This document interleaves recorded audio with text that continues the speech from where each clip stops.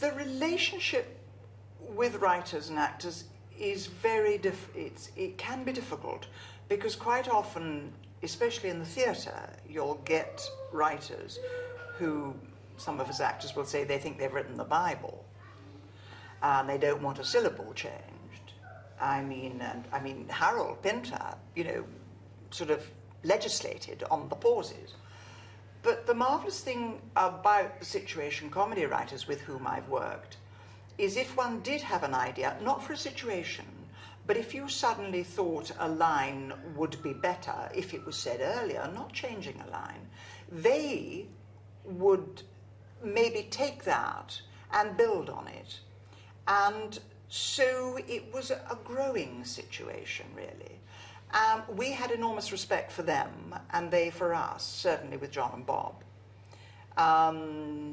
They were there watching all the time. One wasn't aware that they were peering at you, thinking, is she saying my line properly?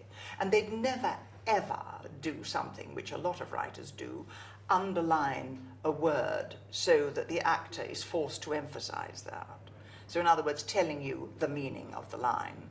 As an actor, it's nice to find out the meaning of the line yourself.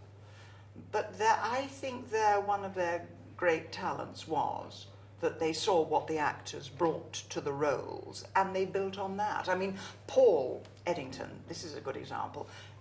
Felicity, Richard, and I lived south of the river, and we south of the Thames.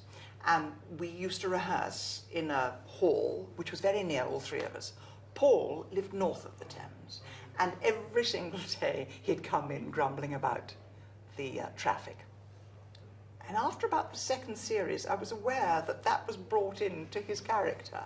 And Jerry always started off any time, any scene he came back home, by saying how awful the traffic was on London Bridge. Now that was just something that they picked up on. Subconsciously, I didn't realize that till quite a long time after.